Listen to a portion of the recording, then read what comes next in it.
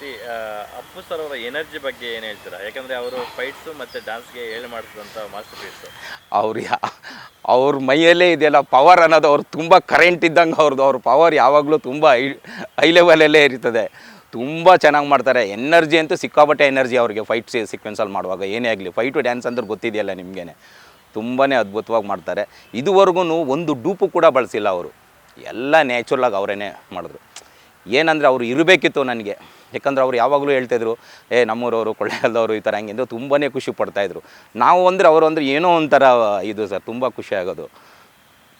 ಜಾಕಿ ಸಿನಿಮಾಗೆ ಕತೆ ಎಷ್ಟು ಗ್ರಿಪ್ಪಿಂಗ್ ಆಗಿತ್ತೋ ಸಾಂಗ್ಸ್ ಕೂಡ ಅಷ್ಟೇ ಸಪೋರ್ಟ್. ಹೌದು ಮ್ಯೂಸಿಕಲ್ಲಿ ದೊಡ್ಡ ಹಿಟ್. ಹೌದು at the same time fights ಕೂಡ ಪೂರಕವಾಗಿತ್ತು. ಹೌದು, ಎಲ್ಲ ಸಿಚುವೇಶನಲ್ ಫೈಟ್ಸ್. ಹೌದು. ಸೊ ಎಲ್ಲವೂ ಸೇರಿ ಜಾಕಿ ಒಂದೊಳ್ಳೆ ಬ್ಲಾಕ್ ಬಸ್ಟರ್ ಹಿಟ್ ಮೂವಿ ಆಯಿತು. ಹೌದು. ಬಾಕ್ಸ್ ಆಫೀಸಲ್ಲಿ ದೊಡ್ಡ ಮಟ್ಟಕ್ಕೆ ಕಮಾಲ್ ಮಾಡಿದಂಥ. ಹೌದು.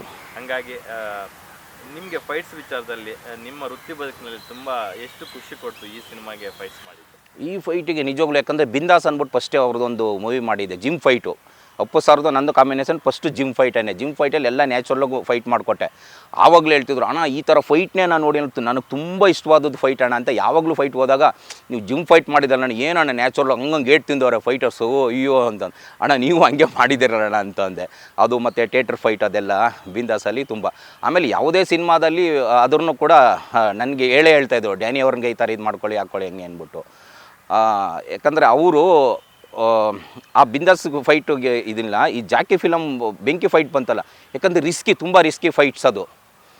ಅದರಲ್ಲಿ ಅವ್ರು ಯಾವಾಗಲೂ ಹೇಳ್ತಿದ್ರು, ಏನೇ ಬಿಡಿ ಅಣ್ಣ, ಅದು ಅಮೇಜಿಂಗ್ ಅಣ್ಣ, ಮರೆಯೋಕ್ಕಾಗಲ್ಲ ಅಣ್ಣ ಅದು ಫೈಟ್ನ ಅಂತ ಇದ್ರು.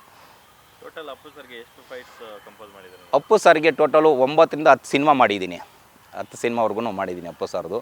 ಯಾವುದೇ ಫೈಟಲ್ಲಿ ನೋಡಿ, ಈಗ ಅಣ್ಣ ಬಾಂಡಲ್ಲೂ ಕೂಡ ಒಂದು ಗದೆ ಇಟ್ಕೊಂಡು ಒಂದು ಇದೆಲ್ಲ ಮಾಡ್ತಾ ಇರ್ತಾರೆ ಅಂತ.